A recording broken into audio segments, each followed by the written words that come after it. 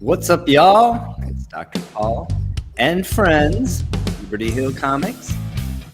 You are here for episode 74 of the Comic Book Conservation Live Show. And I'm excited. I'm a little bit low energy, but I think we're going to overcome that. And we have some new sound effects. Sound effects. So we're going to have fun. I hope y'all are ready for fun. How have you guys been? Thank you for being here. It's great to see y'all. We haven't talked this week like we normally do. What's been happening? For me, I've just been working. I'm here in lovely Singapore. Oh, It's about 8:30 in the morning here, and got up, had breakfast, and joining you guys. Oh, yeah, but it's been pretty quiet. I've been trying to crank out some videos. I got some more in the hopper here. I'll try to work on them. nice. Get those out to you. Checking out some content. Yeah. Now, the only thing I know about Singapore is you shouldn't go while you're there and like put graffiti on anything. No, don't graffiti. Advised against. Oh no, it's illegal, and chewing gum is illegal here. You can't even possess it. It's Possession. It's a possession. It's a prison offense, and then spitting, can't spit. Yeah. None of that, and if you get drug charges, they hang you. Wow. Okay. No burning. They hung 3 Australian. Yeah, they hung 3 Australian guys. So for Really? heroin, and yep, they just hung them. Seems righteous. Yeah, but it's very clean. It's very clean here. Well, no spitting. The Haktua girls, not her favorite country. Oh no. Yeah, I don't think she would do well here. No. No spitting, no chewing gum. Mhm. Yeah. Okay. Well, that seems like fun. Yeah, but it's pretty. So a little later today, I'm gonna go out and cruise around and check out some of the Singapore sites. I'm actually here to. They ran the F1 race in Singapore yesterday. Yeah. So I am here to pick up all the cars. So I'm going to fly the cars to That's cool. Korea day after tomorrow, Mhm. and somebody else will take them on to the next race, which I believe is in the U.S. Then it continues to Mexico, then on to Brazil. Then Wow. sometime ends up in Dubai. So I'm here to pick up race cars. Yeah. Well, That's pretty actually, is the coolest cargo that I've heard about that you've told us about. Yeah. There may be. Yeah, it's cooler, It's pretty impressive how they pack them in the airplane too. They actually stack them. yeah. You'll They have go 2 into cars, they basically get crated up, right?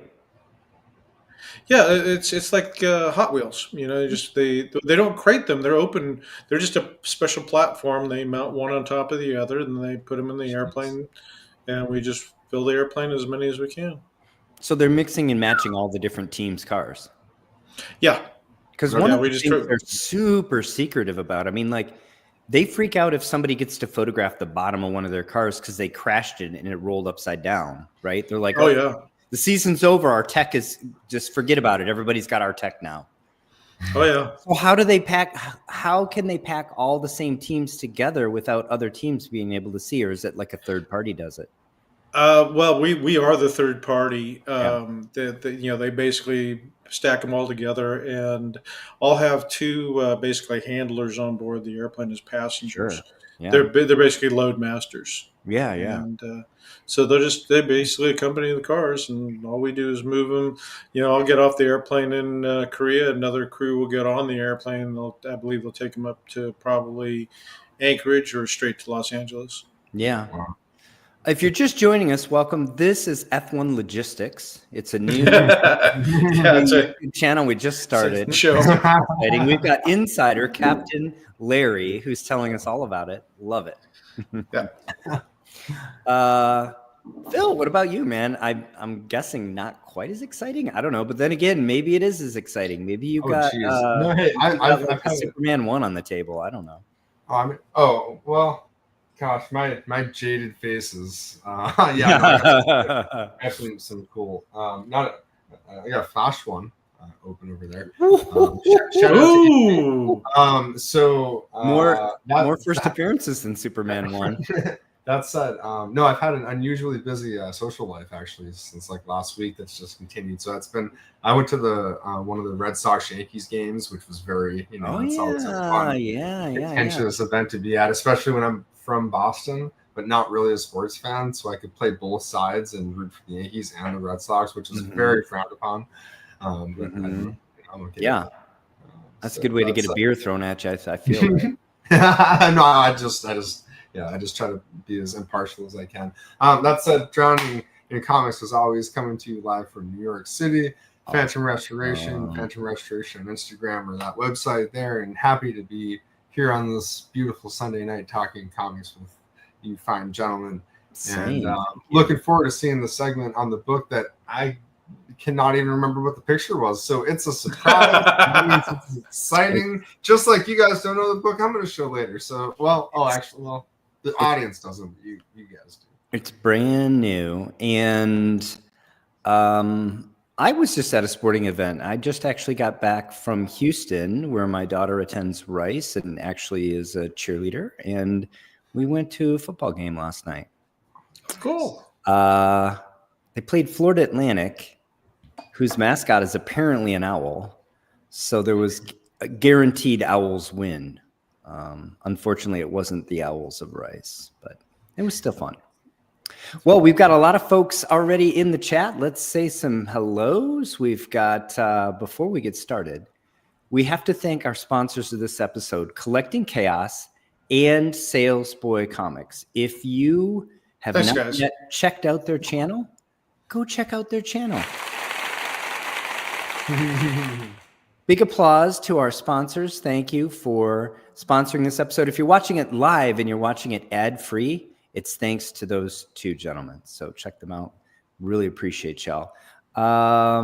Morris Devereaux's here. The Professor, Peter Alachi's here. Check out his channel, Experiments in Conservation. Collecting Chaos is here. Thank you again for your sponsorship. AG is here. Hello, AG. Jeff Goodsel's here. Salesboy Comics, the aforementioned sponsor. Thank you for joining us. As always, keep it moist. New Row Comics. Red Hood Comic. What's up, mama? Kevin Kosnick is here. This is Calvin and Logan. Say hello, Uncle Paulie. Guess who that is? That's my nephews. Hey, you know what? Nephews. Round of applause. They figured out how to use the YouTube. Oh boy. Hopefully there's some kind of parental controls. I don't know. Archivist Jason Adrift is here. Hello. Is it tomorrow already in Singapore? I'll let you answer that. It is. It is already tomorrow. I am a time traveler as well. Living in the future. The Professor wants to know how you manage your sleep schedule. I'm guessing it's drugs, but I'll let you. I sleep when I'm tired and I eat when I'm hungry. And that's basically the summary of it. I only sleep in 4-hour blocks. Yeah. That is the downside of it, because your body it does not adjust to all the time changes. Yeah. Salesboy, thanks for the $2 super chat. Appreciate you. We got a sponsor already for next episode. Yeah. You plucked my last nervous here. Rom Space Knight, what's up, buddy? How is everybody? Wishing everybody a happy Sunday. I am not gonna, I got nephews on, and my mom's watching. Morris, come on. Oh, you better watch your language. You plucked my last nerve. It's got a super chat as well. Says Dylan was playing with a comic book the other day and got it wet. I swear. I think I should pre-read these before I read them out loud. But nevertheless, here we are. Thanks, guys. And burrowing owls. Burrowing owls is something I'm referring to one of my other hobbies, which is bird watching. There were some burrowing owls this week spotted down in Galveston. Everybody's all a Twitter, in case you guys don't know about that. Aaron Conyers is here. Welcome. Lenny Cern is here from your channel. Larry, welcome. All right. And who else? It looks like we got at least all the folks that are shouting out. We got a shout out back at them. Welcome, everybody. Excited for the show. Excited to get started. Man, what a book we've got to talk about today. Fantastic Four #1. I think this is actually going to be a very interesting little saga about this book. So maybe not what we normally have for our A block. So why do we care? Fantastic Four #1, created by Stan Lee and Jack Kirby, 1961, in response to a request, maybe demand from Martin Goodman, who is Stan Lee's wife's cousin. Stan Lee, the ultimate Nepo baby, working over there at Atlas Comics before it was called Marvel. And they're not doing that well. Martin goes golfing with one of the execs from National, which is DC Comics, of course. And the executive tells him, you know, that Brave and the Bold 28, they made some kind of team. It's selling like hotcakes. And, you know, superheroes are back. They got the Silver Age rolling. Julius Schwartz is just bringing everybody back with a new sci-fi origin story. And Martin Goodman races off the 18th hole, races home from the links, calls up his cousin, says, get your worthless husband on the phone, and yells at him and says, comic books are all superheroes now. Bring all the superheroes back. What do you got? So Stan calls up his #1 creator, Jack Kirby, and says, we're doing superheroes again. Stan was about to quit the game, according to his autobiography, and his wife, Joni, convinced him, what have you got to lose? Do one more book the way you want to do it. And if it works out, great. If it doesn't work out, you're going to quit anyway. So Stan and Jack sit down, sharpen the pencil, and they say, we're going to do a completely different series. So FF #1 is the results. It's the first appearance of the Fantastic Four and the Mole Man. And it's got a whole bunch of departures. Reed, Sue, Ben, and Johnny have, firstly, no costumes. They have no secret identities. They're a family, or more or less. They bicker, and they're dysfunctional, and they have feet of clay. They're jealous of one another, all kinds of things that never happened in the comic books, not at least from the protagonists. And it was a huge hit, it turns out. And Stan kind of never looked back. So thanks to all of that series of events, we have the Marvel Age, and we have the Avengers franchise we have today in the MCU. So crazy enough, this particular book, they were doing a bunch of departures from the norm, but one that they kept, at least initially, was to set the book in a fictional city, like pretty much all the DC books were. Fantastic Four #1, to many people's surprise, is actually set in Central City, California. It's not until somebody at me, which episode, where they moved to New York City, and we start to see the Manhattan skyline. Most of this book takes place on Monster Island, if I'm not mistaken. As I mentioned, this book kicks off the Marvel Age. And again, this was November. I'm using cover dates here, not on sale dates. November 1961. They actually pumped quite a few of copies of this book out. 2,106 in the CGC census when I pulled these data. These may not be up to the exact minute. Tales to Astonish 27, January of 62, is not really a superhero book. It's more of a sci-fi tale. They're going to retcon it later into a superhero book when they reveal that Hank Pym has just been operating as a costume superhero known as the Ant-Man. It's kind of I don't know if it's the first retcon, but it's a retcon anyway. CG population on this is the rarest of the Marvel Age books, only 1,028. Not sure where Groot's first appearance is, and that's another one that's kind of been retconned into the Marvel Age, and that may have a lower census count, so don't at me if that's the case, but I'm talking about the major Silver Age heroes anyway. He's really was not a thing until much, much later. The Incredible Hulk #1 followed after that in May of 62. You can see the ever-increasing CGC counts as now Marvel Comics is starting to really feel their oats and become more of a commercial success. They're starting to compete with DC, and very soon will actually dominate DC at the spinner racks. But in May of 62, Hulk 1 has a CGC census of a little over 1,500. Then Amazing Fantasy 15, a grail, I think, by any measure of the word, with a CGC census count of 2,600. We talk about grails from time to time and what might constitute one. For me, all these books are at that level, even though there are census counts on these that are, 10, 20 times, 50 times maybe greater than that of some of the Golden Age books that we hunt from time to time. And I'll wrap the rest of the Marvel Age up quickly. Journey into Mystery 83 in August of 62. March of 63, you get Tales of Suspense number 39. Those have CGC census of around 2,000 each, give or take a few hundred. Strange Tales is in that same ballpark. Strange Tales number 110. First appearance of Doctor Strange and not Paste Pot Pete, but prominently featured on the cover. No Doctor Strange, but Paste Pot Pete.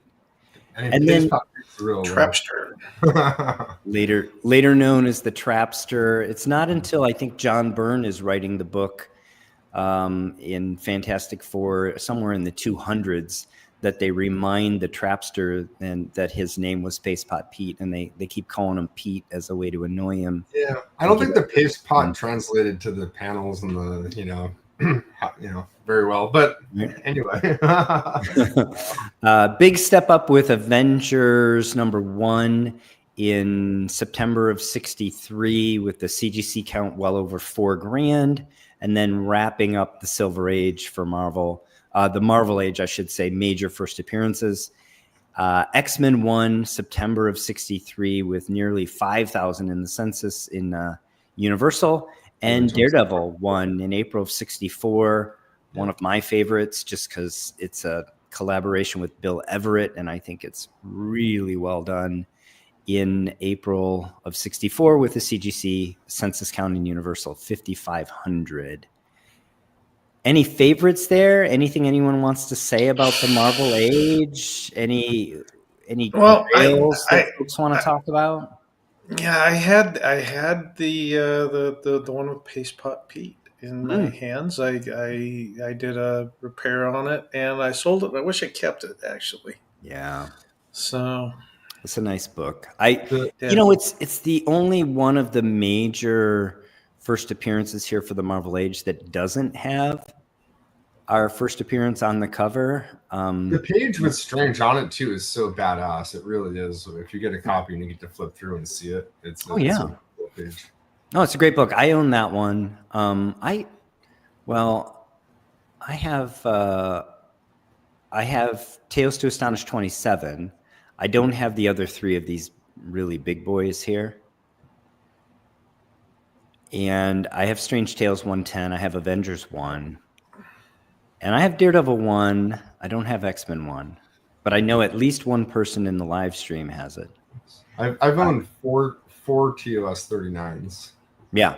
And I no longer own a copy. That's my I'll get another one at some point. But so funny enough, 1 week ago right now, during our show, a TOS 39 7.0 had an ending on eBay. Mm-hmm. And fair market value for that book is like 21 grand.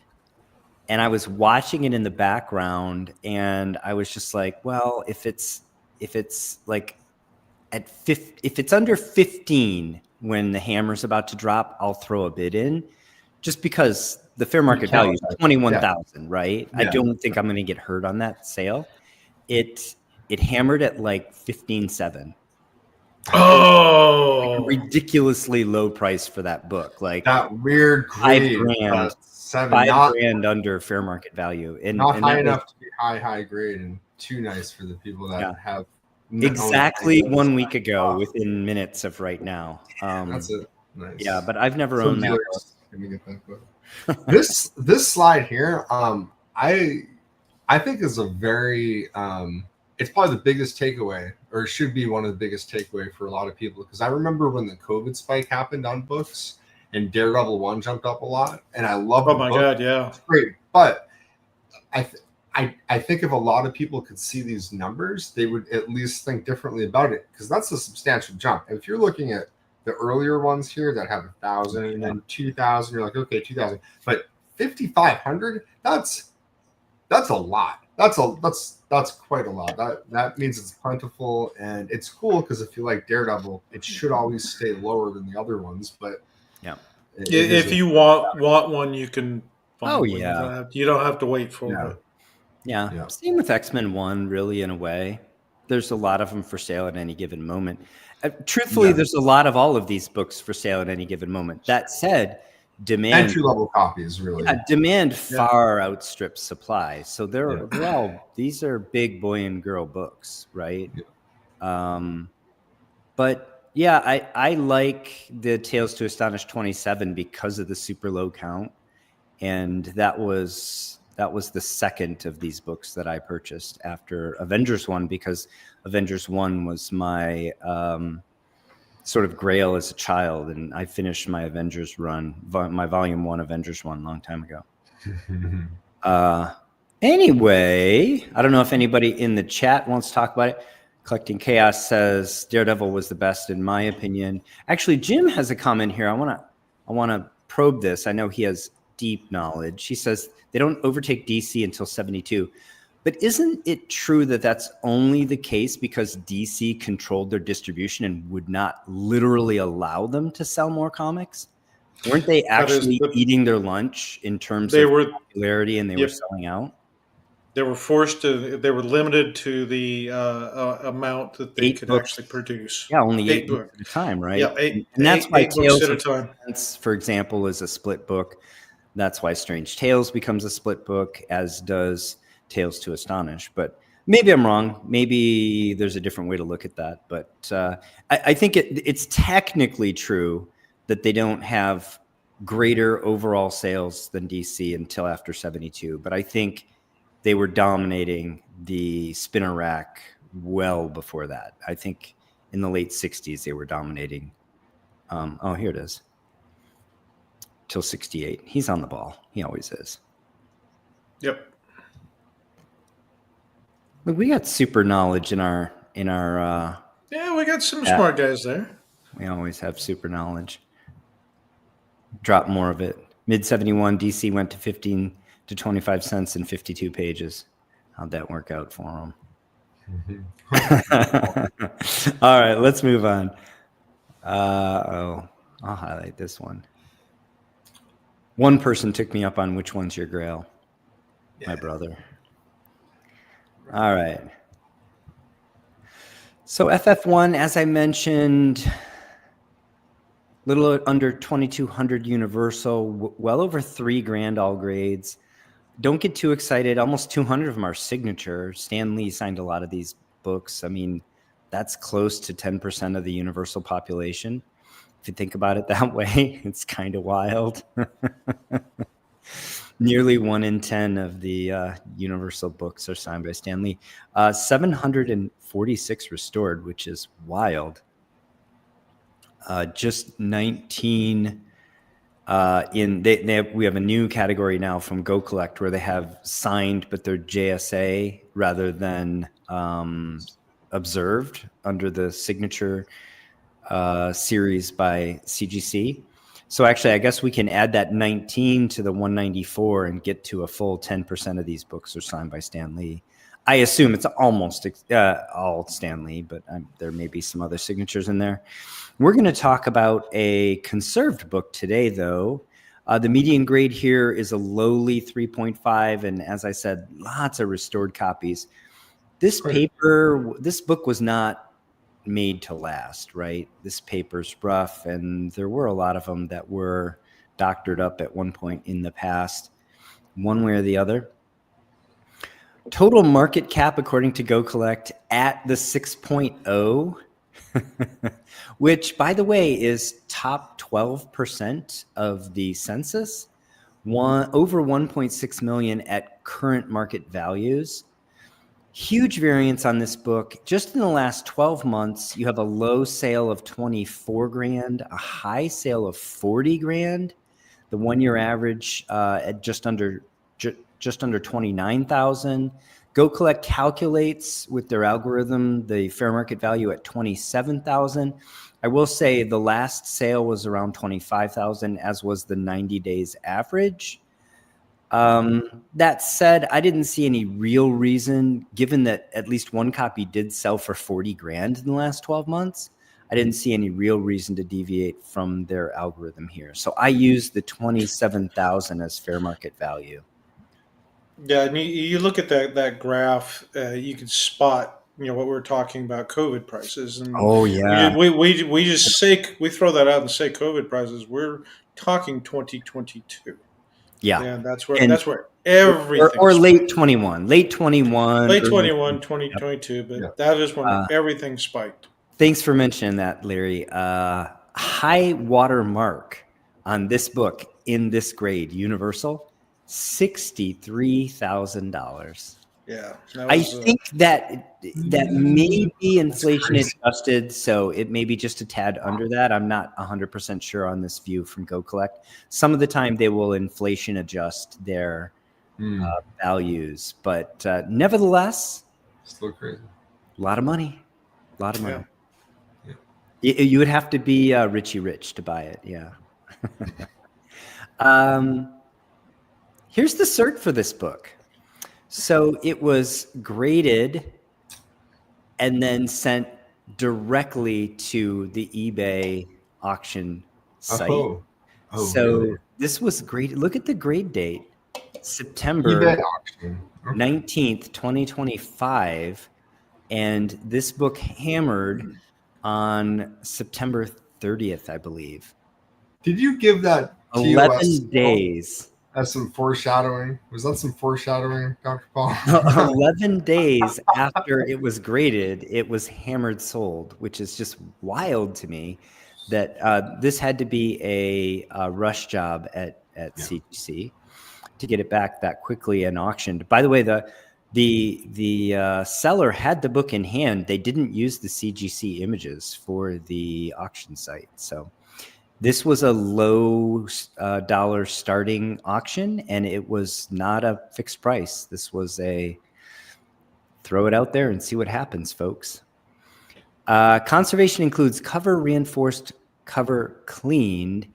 This one comes back as a 6.0 off-white to white with greater notes of spine stress lines on the cover, light water stain back cover, paper lift right center of front cover, small crease right bottom of front cover. We'll get a closer look at some of those flaws in just a moment. I just want to check and say welcome, Gorilla Monkey 3K. And oh man, Morris is making a guess already. We haven't even asked for guesses yet. All right, Fantastic Four #1, really beautiful cover. And as I mentioned, it's, we've got all of our players on the cover. You can see on the right some of the lift and some light abrasion, color lift or some abrasion. I think this is a potentially water bath damage. Unclear. Yeah, I think it's a somebody did a wash on it. It looks that way, Larry, but it's not like across the rest of the cover, which makes me wonder. You see, it actually looks kind of like a tape lift there. It's only in the areas where the cover was compromised from the bath. They didn't protect the exposed layer before they cleaned it. It could be, right? Yeah. Maybe. I mentioned that's my guess. I mentioned it's the first appearance of the Mole Man. He's not on the cover. Nevertheless, I think this is a great cover. It's a classic cover. I don't think the CGC label designates it as a classic cover, but it ought to. No. The first appearance kind of trumps it. You never see a first appearance cover ever. Also classic cover. Yeah. Yeah. The back looks washed out well. Nevertheless, it presents pretty well. It wasn't bleached too badly, right? No. Man, it's still so. When I see these, I'm like, man, I have so many people that send me these Marvel books to give the bath that I give to make it brighter. And it's so, and like when I see one like this, I'm like, oh, this one would just look twice as good if it was clean. But it wasn't done here though. I get it. But well, it's my bias showing. That's it. It's still, this is such a beautiful copy. I mean, you normally see that bottom right corner, there's tons of creases all over that black area. I mean, really the only noticeable defect is that tape pull. I mean, the rest of this thing looks like a 9.0. I mean, I don't know. I don't really see anything wrong with it. Well, I do think that tape pull is fairly severe, right? And I wonder, and that is why it's basically a perfect book with the tape pull. And that's, I mean, the 6 is that's how they landed at 6, honestly. Right? Yeah, I can see that. I feel like if I sub this, they give me a 5.5, but but hey, I don't know, maybe not.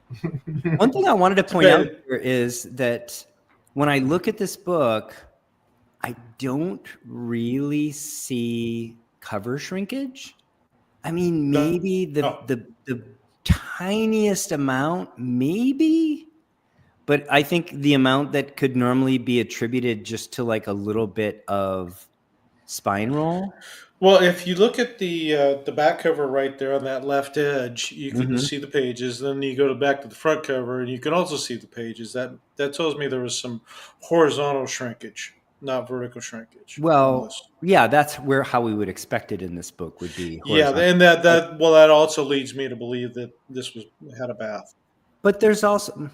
Can we see there's also supposed to be Larry, there's supposed to be just a little bit of a V cut, a protruding kind of V. Yeah. And when I look at this, when I see the cover shrunk, it's not that you see those pages there and you see the edges of all the pages because each page is just 1/10 of a millimeter wider than the one before. Usually what you see is those pages are all pretty uniform and then you see a gap and then the cover. This one, the cover is just barely smaller. I mean, certainly I have seen books that I know weren't washed that are this bad, is I guess my point. This is not bad shrinkage by any means. No, not at all. No? Are we saying that's the tell that CGC saw is the shrinkage where it was? I'm wondering. I'm wondering. I'm saying it doesn't look that way to me. I don't think so because they would have notated it. Don Carter, thanks for the super chat, my man. Appreciate you. Larry, what do you mean they would have sponsors notated it? I think they would have put it in the notes, something along the cover shrinkage or something. Have they ever? I feel like I've never seen notes before. I think I might be wrong, but I'm pretty sure. Yeah. I don't know if it was something that I've seen or just had in conversation with Matt Nelson. Yeah, I just don't remember. The other thing that if you're looking for tells for a wash, we noted the black that looks like it's kind of color rub abrasion above the tape pull here. In the red ink of 4, you also see that same kind of effect, right? Can I see the back cover, the full back cover? Yeah, the back cover is showing it right there where he's looking for people. That's faded. I noticed the T in today right away, which I wonder what it looks like beneath that. Like if more of the text is, or you can kind of see some of the people. It's that whole area right there is a little lighter. Yeah, but it's not the whole. It's not the whole. It could have been like that before the wash too, just from natural color. Sometimes books. Depends. Because people will dry clean before they wash. Yeah. I do it the other way. I do a wash and then dry clean. Yeah. Just because also a flat surface. Water is a defect that books sometimes get exposed to, not on purpose, right? It doesn't necessarily mean it was washed. It could have been a drip of water fell there and somebody tried to wipe it up real quick, right? Can we see the stain that's in the grader's notes in the back cover? Is it apparent anywhere? I mean, I didn't notice. Because I would think that would be the number one tell if it's remnants of the stain, and then they're looking at it saying, I think this stain, which means it was clean because you can see how it's lightened. And then the stain I see is in the top left corner. Go back right there, right at the very just top. This little discoloration in the top. Left. Discoloration. I see a very slight discoloration. Yeah. Okay. Yeah. That's harsh, man. Well, yeah. I've had some harsh grades. Yeah, nonetheless, right? Yeah. Okay, so let's see. I asked for guesses, and nobody gave me a guess. I didn't ask for a guess, and Morris jumped in at 14,755. So I'm going to ask people, what are your guesses? Come on. As a reminder, Go Collect calculates the fair market value of Universal as 27,000. Last sale was 25. The range in the trailing 12 months was basically 20 to 40, which is bananas to me for Universal. So based off that, what do you think this one hammered for? Again, low starting bid auction on eBay ending September 30th. Fresh. I am going to abstain because I actually watched this, so I'm not gonna give a guess. One abstention. What do you say, Phil? We got some guesses rolling in right now. I'm gonna go 15.5. 15.5. All right. I'll start reading our guesses. As I mentioned, we have 14,755. Collecting Chaos is at 21K. Don Carter's at 19. You Pluck My Last Nerve is at 18.5. Archivist Adrift is not playing the game well. He's at 18,457.27.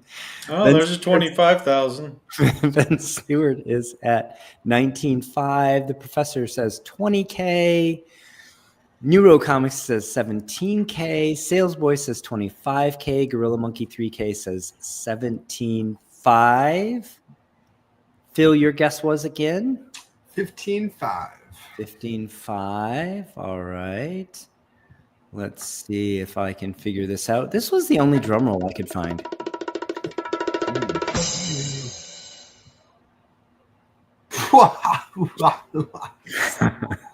I knew you set that TOS 39 story up as some foreshadowing. I knew you did. You sneaky. Maybe we should do some of this. Whoa. Dang. I didn't have like a. Someone got a nice copy here. We'll have to find that one. What? I think Probstein needs to go back to auction school and figure out how to market books correctly. I mean, this is shocking. I agree with you, Jason. And you know, last week we featured a book that literally sold for more than Universal. Yeah, that's market. Right.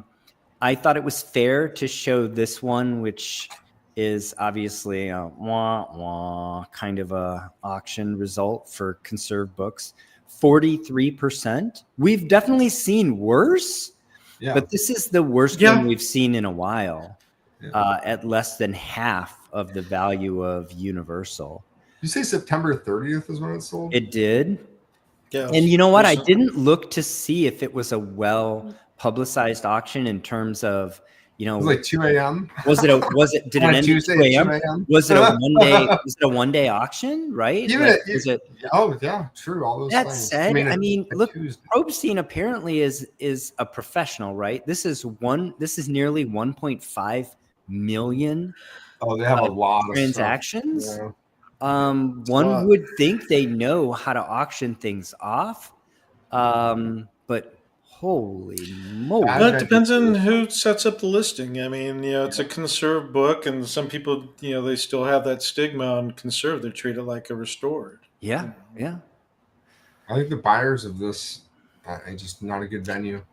You know, probably not enough time for the auction too. That is, for what it's worth too, why a lot of auction houses try to give a heads up, like, hey, in a couple months, you know, heads up, this is going to be coming up. So that way $18,000 book for some people. Oh, I got to sell a few things. And because you need to advertise that it's coming up. And the other thing is you got to weigh the eBay market versus putting a book like this into Heritage, where it's competing with Universal labels.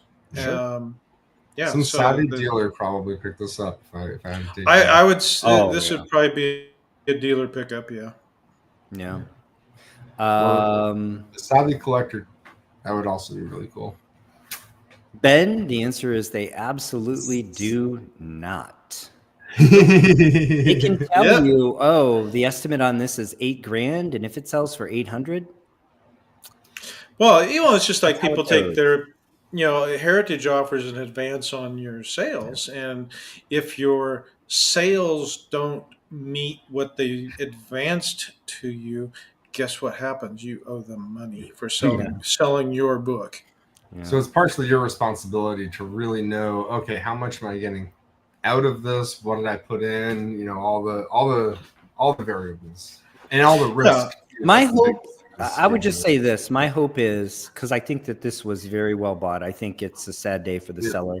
My hope, and obviously Probstein are professionals. Whoever sold this to them, because I don't recognize them as I don't think they're comics exclusively. No, they're not. I would hope that whoever sold this to them, bought it way back in the day for not a lot of money, is my hope, and they still did okay on this one, because I'd hate to think that somebody took this big of a bloodbath based on this this posting. But there it is, man. Sometimes you have ones that you're excited to talk about and have great results. Sometimes you have ones you're excited to talk about that actually have awful results. It also goes to show how crazy objectively, a copy of that book with work went for to a normal person, they'd be like, wait, there's a problem that went for $11,000. And it's like, it is kind of crazy the world that we live in, where that book going for that is kind of a little bit of an upside. Yeah, but I agree. It's all how you promote it. I would have not gone looking for it. I stumbled across it actually. Yeah. And if you were looking for that book, I agree with you. It's how you market it. It's like for me, if I'm going to go offload a bunch of my Golden Ages, which I'll do at some point, but you'll get an announcement on Instagram or whatever that the sale is coming up on starting on such and such. Yeah. And that's how I do it.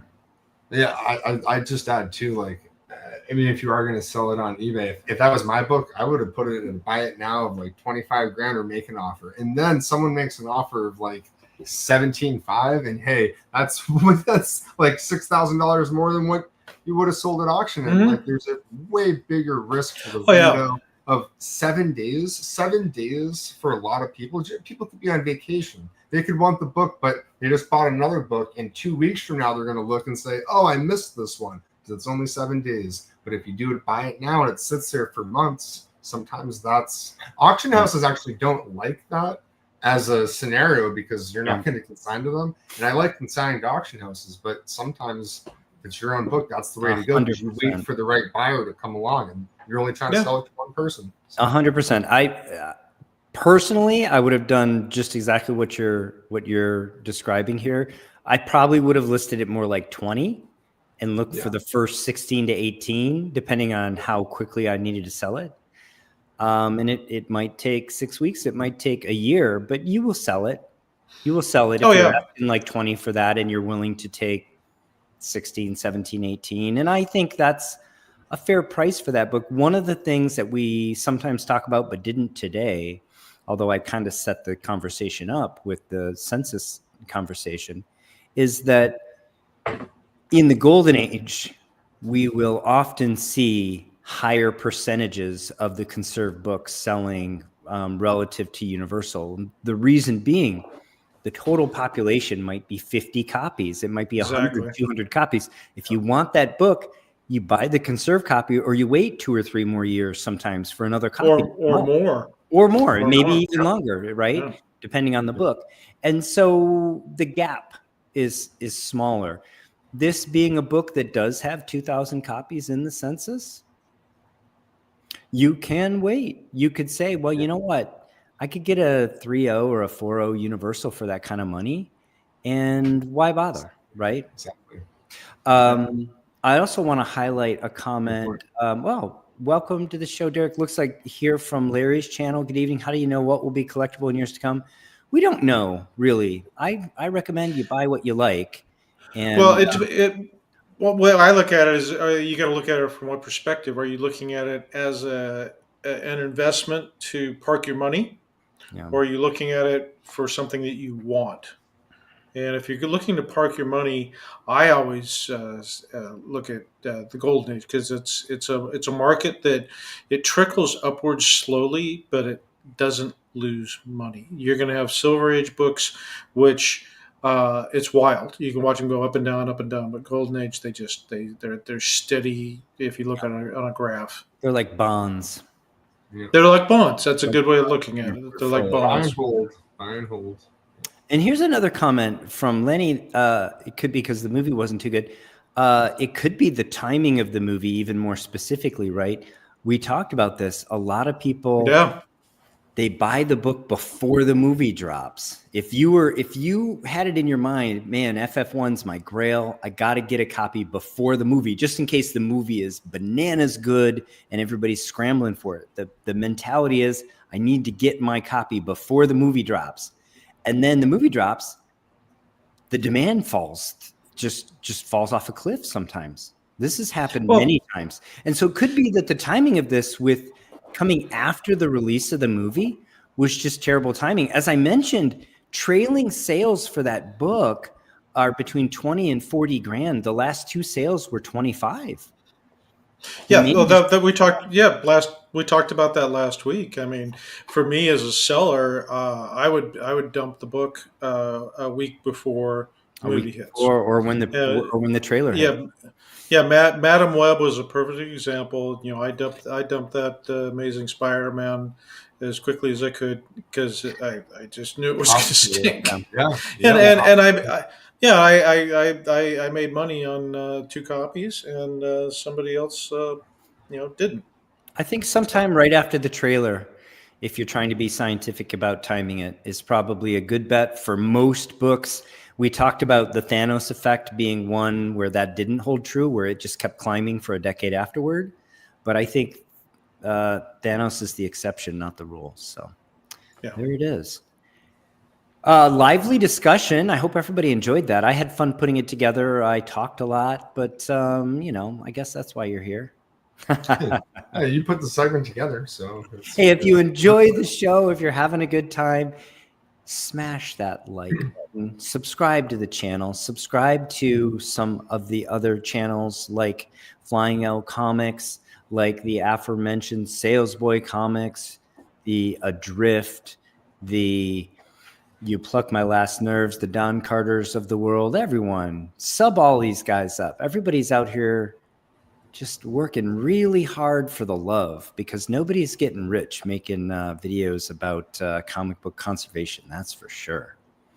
Anyway, with that little public service announcement, Phil, what you got for us, man? All right. Dun, dun, dun, dun, dun. So I've shown this on Instagram, and I could have sworn I showed it here on a segment, but I couldn't find it in my records. So yeah, I couldn't remember. And maybe in a different dimension, perhaps. But it looks like right up Larry's collecting alley. The Rivet cover Planet Comics. Rivet book, yes, one of 22. Oh, hey, so yeah, you just stole that third line there. So Planet 15, indeed. I was thinking of Larry as I was putting this together, because I know you're assembling a run of this title. I now have 42 of the 73. Nice. Ambitious, but clearly you're just checking them off the list. Well, yeah, the painful ones are going to be these Rivet books. I mean, you're just not going to find them for really less than $1,500. And then I've only seen number one come around, and it's priced at $35,000. Yeah. So yeah, it's gonna be a while. Planet One is a true grail, though. It is a true grail. I mean, that book. That's a special book. So we'll be rooting the for you. lowest number I had. The lowest one I have in my collection is a number 5. So wow, that's impressive. Yeah, these covers have so much going on in them too, and there's so many. Like, I mean, this one here, I mean, just look. It's published in 1941, so this book is 84 years old. Yeah, it's crazy. And the yellow cover, that's a tough one to clean too, because of the yellow. This was early days, November 41, pre-war. I took a little screenshot from CGC just to show just how few. We're looking at those Marvel books that had thousands and thousands of copies, including Universal, Qualified, Conserved, and Restored. There's 30 total, 33 total copies. And Captain, go out there and find whatever copy you want, any grade, right? Captain, have you looked at the census counts for all of the issues? Do you know which ones are the choke points? I have not, but I can see the choke points when they come up for sale. Yeah, it's. I am a junkie. I am actually buying repeat copies of what I already have when I see I can get a deal on it, and I'll clean them. And then I'll put them out. In fact, I'm getting ready to list a couple of Planet comic books that I have worked on, but I have a higher grade in the collection. I just don't need them. Sure. Yeah, I do. Rather pass it on to somebody who could use it. Yeah. I'm just gonna. And I think I had one other comment here, Phil, on the 28 Universal here. This is before you sub this book. After you sub this book came to me raw, and left my hands raw. Okay, so you're not sure. Unconventional. Yeah, so I actually to this day don't think this book's been subbed. It may have been, but I believe it's still raw. No, Phil, is this the book that we saw at the Collector Summit last year? Correct. You delivered it. Yeah, I thought I recognized it. Yeah. And go ahead. I was just gonna say, if you're on Instagram, there's a little write-up and description, and the photos that you'll see here in the slide that I show are similar to the Instagram post. So if it's handy and you really like this book a lot, you want to look at more pictures of it, you can go to my Instagram and scroll down. You'll find this one. And one of the reasons, we're talking about Planet Comics, and we didn't mention explicitly here, I mentioned that it's a real grail. This is the first title for sci-fi in comic books, right? It is. We had the pulps, and this is the first time that sci-fi was in the format that we call comic books today. So that's why Planet it's the first, it's the biggest, it's the best known, and Planet One is a grail for, more than just the sort of reasons that are obvious. It's because it's the very first sci-fi title in comic books, period. Yeah. It's a big deal. And Phil, you showed us one that you worked on quite some time ago in a previous episode. I almost actually pulled out might have been issue 10. I've been lucky enough to work on multiple copies of a few different issue numbers, including I've worked on a couple copies of issue 1, a couple issue 2s, and probably 20 other ones that have gone through. So, and I have of all the Golden Age titles, this is one that I've been fortunate enough to see a lot of the copies of. And one thing I can say, because I've seen the interiors and people that collect these, and Larry can back this up, and that is, of Golden Age titles, sometimes the art on the inside left a little to be desired compared to the cover that may or that's true, very well. And really, Planet Comics, the interiors are incredible. It's easily just it's sometimes you'll be flipping through and say, wow, the cover's great, but this interior, the panels are incredible. It's really good stuff. Yeah. Well, one has that Lou Fine. You have a number of Lou Fine covers, which is, I think, Oh, you've got some great artists that worked on these Chef's books. Kiss. Yeah. I mean, this hit the news. Matt Baker. Yeah, this hit the newsstands, and Planet One hit the newsstands late in 1939. I mean, that's how early it is, right? Yeah, it's pre-war. Yeah, that's. Anyway, so I didn't mean to derail your deck here, but for those that don't know, we're here to talk comics. Woo-hoo! Well, Planet Comics also evolved from a pulp magazine. Yeah. So, because there was a Planet. It's the same Comics publisher, pulp. right? The same publisher. Same publisher. Yeah. Yeah. Okay, so here this is in all its glory, and then like the quick side note is that although it does match kind of well despite a little bit of a roll, this cover was technically married from another copy and taped onto this coverless copy. Mm-hmm. So that said, the conservation, despite this not going to CGC, seemed to just kind of be a natural thing to do anyway. Sure, yeah. At some point in the future, I mean, these books are valuable enough. Most of them are going to get slabbed before they trade hands. This is just to de-risk for both the seller and the buyer. Yeah. And there wasn't just tape on the spine. There was some more tape. More tape on the inside cover. Oh boy. And you get to see a little bit there in that first splash page. And I have a better picture you'll see later. But man, yeah, we don't like tape. Tape is evil. At least here it was put here to make sure it's not like there was a lot of tears or this was really serving a purpose. Just it's kind of annoying. So for the purposes of removing it, it does make it a little bit easier, but still, tape is evil. Don't ever put tape on your books. It's bad.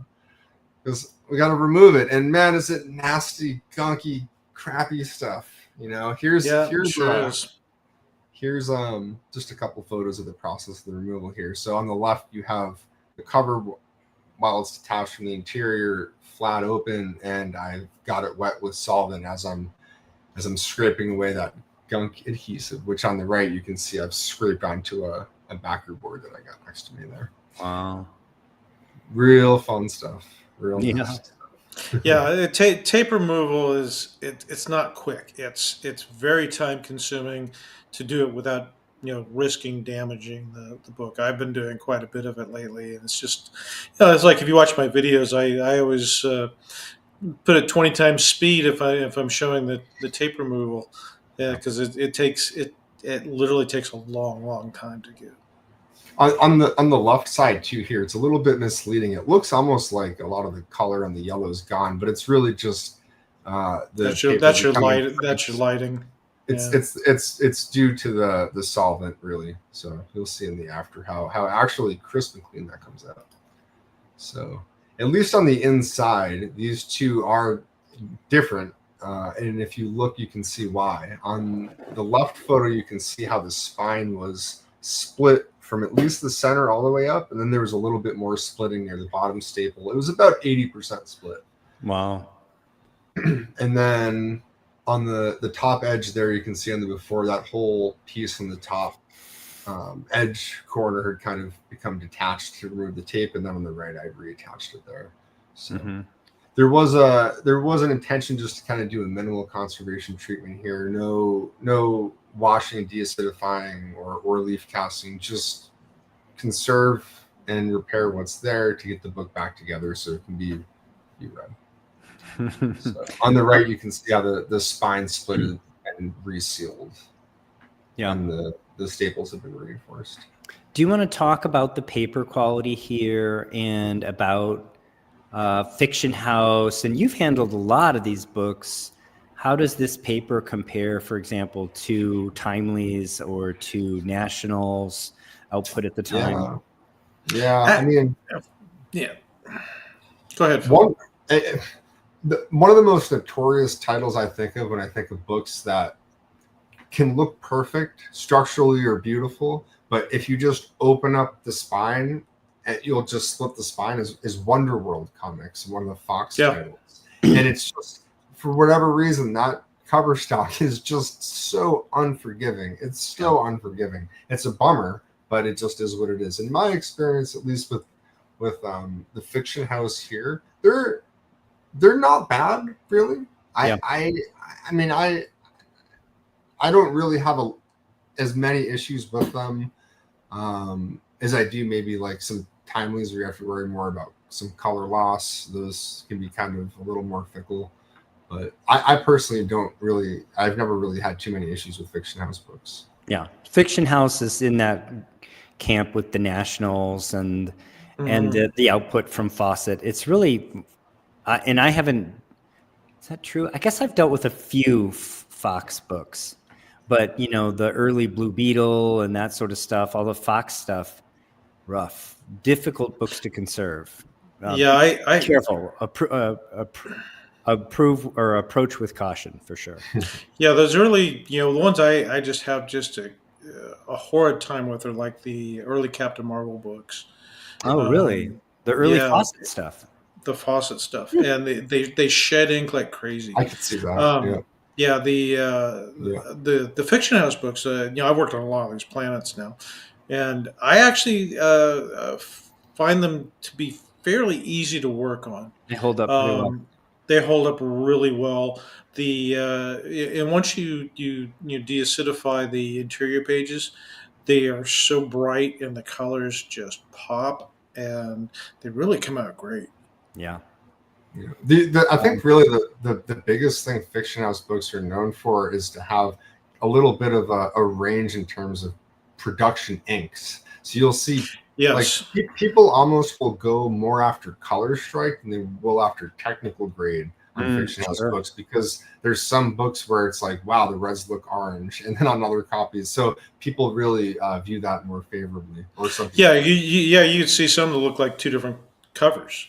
So they're the same thing because the colors are so off. But you get like some of the jumbo comics, which are still Fiction House, and then you get some of the artists, L.B. Cole, things like that, where they focus completely on colors.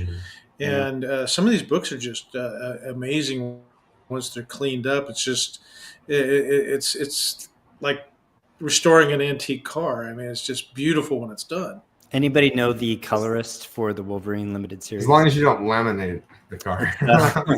When you laminate don't laminate it. The color fades quite a bit when laminated, it turns out. I saw it. I actually, long-time viewers of the channel know this story, Kevin. I outed you. He outed you. I'm sorry. I just sold my my Wolverine 1 limited series. I picked it up when I was in Hawaii. I bought all 4 books. I remember that. I bought all 4 books for $250, and I did the pressing on them. I got a 9.6 on the number 1, and then I sent it in and had it signed. Oh, nice. And then I just came back and I just had a gentleman buy it for $750. Who signed it? So, it was Frank Miller. Miller. Yeah, it was a Frank. Did Joe Rubinstein ink that? If I remember, I don't know, but there's several people Frank that Miller could have signed it. Yeah. Kevin did reacquire those books. He sent them to me for a clean and press, and I sent them off for slabbing. So he's doing all right, you guys. Don't worry about him. I'm sure he would take the GoFundMe, though. You plucked my last nerve. Go ahead, Phil. There was just too much chatter for us to ignore that. Oh, no, it's okay. All right. Cutting to it. Once all the tape's gone. So, it looked real gross up there with the yellow when I was removing the tape. Man, doesn't that look pretty sweet now? All that tape's gone. Oh, that's great. Hey. It does look amazing, bro. Not a lot of and now it's preserved. See, this is where my deja vu comes in, where I swear maybe there is a segment where we go back and someone's like, Phil, you dummy, the 20-second show you showed this book, and I'm like, man, I totally missed it, because I swear you mentioned how her legs look noticeably cleaner. Her legs look Like that was in the dry cleaning, and that was one of the things where it can easily be like, I don't do a lot of photos using, showing the before and after my dry cleaning and stuff like that, but that's one of those things that can make beautiful a big book. But maybe I remember it from seeing it in person though, Phil. Or that's how I remember it. I saw it in person. Yeah, it's possible. Beautiful. Beautiful. Yep. Everything's looking much brighter. Yeah, I remember when you gave it to the owner, he was quite happy with it. And then we got the back cover, everything matches up much more flush. I remember we had the conversation before I removed all the tape. We thought that the cover would have a lot of overhang, just looking at that front scan there. But once I kind of reversed the spine roll on the interior and the cover here, it really seemed to line up fairly well. I mean, well enough. You couldn't convince the owner to leave this penciled date on the upper right of the back cover? I was just taken off. I think sometimes the placement can be a suggestion more if it's more obviously on the front. There it was more maybe not necessarily done by a distributor, maybe it was someone else. Even though it does, to your point, look more. I mean, what would that be? Was that a 9.9? And this would have been on stands probably in September if it has a cover date of November. Yeah, that is a good point. Hey, that's also I have an AF-15 on my desk right now that I need to dry clean, and it's got a 6-24 or something on it, and it's one of those things where I have at the suggestion of the client kept or removed that. And it's gone. It's never one way or the other. Yeah. I mean, you work for somebody. You need to do it how they want. Sometimes the aesthetics. I'm sure you would have suggested that they leave this, but at the end of the day, it's the owner of the book who makes that decision. Exactly. Yeah. I think that's beautiful. Oh, hey, we're gonna end there. And on that lovely splash. Sorry for the little bit of incident lighting. The ink color actually at the top there is very bright. That's just glare from the light. So. But what a cool splash. What a stunner. Sweet book. And I always love seeing it's such a satisfying thing when you get the book back together. You pull it out of the press. It is. You see how tight the staples are at the cover, and you're like, yes, that's right, book. You're back together and stronger than you were before. That's my nerd spirit. Hey, on that note, I hope you guys like that book. I hope maybe at least it's great. I watch this is like, hey, Planet Comics, maybe I should go on eBay and look to see if there's an affordable copy of any book from the title I can get. And you know what? There probably is. Just check with Larry so you're not competing with him. I'm going to give you another round of applause for that one because it's just beautiful. And what is that? That's the Mars first appearance. Does that predate Mars's first appearance in All-Star 8 and the first appearance of Wonder Woman? It could be like around this pretty similar time, right? I have to double check that. Let's see. I don't think Mars was like a protectable intellectual property, though. I think it was already in the public domain in 41. Anyway, that's our show, folks. I hope you enjoyed it. Yeah. I had fun. Yeah. It's always fun. Yeah. That FF1 makes me want to be a little more observant and be looking at books because, hey, someone got that copy and they could just put it up for a buy it now, and they're going to make at least a couple $1,000s minimum. And like that, you got the money to put into it. It's just all you had to do is be there to bid, and it's like, oh man. Not for nothing, but that Tales of Suspense 39 that sold 1 week ago and 1 week and 30 minutes ago for 15.7. There's a little meat on the bone there too. There's opportunity out there, people. There's risk. There's risk. You take some risk. There's some opportunity. But it sucks when you're on the bubble like that. Yeah. Well, again, that one, I think I still, I could have chased that a little more. I could have forced the buyer to just pay an honest price for it, maybe even.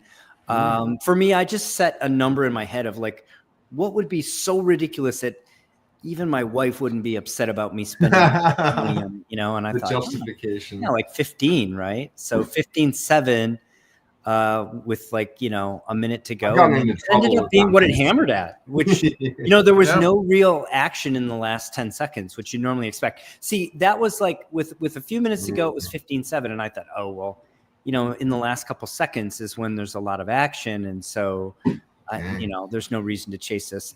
I might have if I wasn't in the middle of a live show too.